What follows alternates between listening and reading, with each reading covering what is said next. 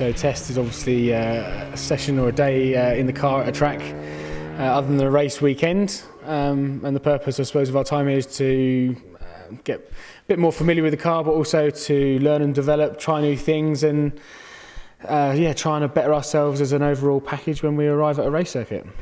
So Pembrey is quite an interesting circuit. It's quite small, which has its advantages. The laps are quite short, so the tyre longevity isn't being run down by doing a long 3-minute lap like you would at a GP circuit somewhere. And it's got lots of testing types of corners and scenarios. Really, it's got some fast sections, some tight twisty sections, so it can offer quite a lot of scenarios to try different things and get a good understanding of how the car works. I'm one of the development drivers of the new FK7 Type R Civic, and so I driver coach Ollie, and also at the race weekends I do the driver coach and data engineering stuff for Ollie and Finley, because I have quite a lot of knowledge of the car. I think I've covered probably 4,000 kilometres or so since it was incepted. It's quite good because we can work through things methodically and quickly and get to a good place, faster. It's a new car for this year, and it's Ollie's second. I think he's done 2 rounds in it so far, and this is his 3rd round coming up at Alton Park.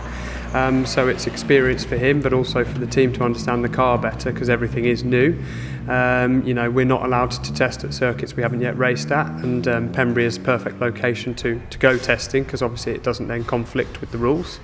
And we're here just to get some more understanding of what parts work, what parts don't, so that every time Ollie gets to a race meeting, he can get faster and faster and faster, and it clearly showed from Brands Hatch to Castle Combe. He took his first race win there.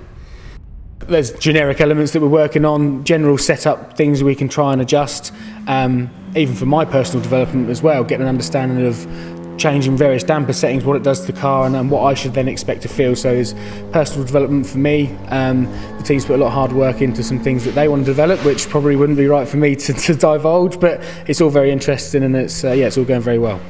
Even though Ollie was pole at Castle Combe, 3,000s isn't enough. So we'd like to get that extra speed out of the car. I think consistency is a good thing anyway with this car and Ollie. If you can get a little bit more speed, you can come back that little bit more and be even more consistent. So at the moment we're just working on understanding the tyre, how to make the tyre work better, and how to make the car work better with the tyre. At the moment we're just focusing on that qualifying setup.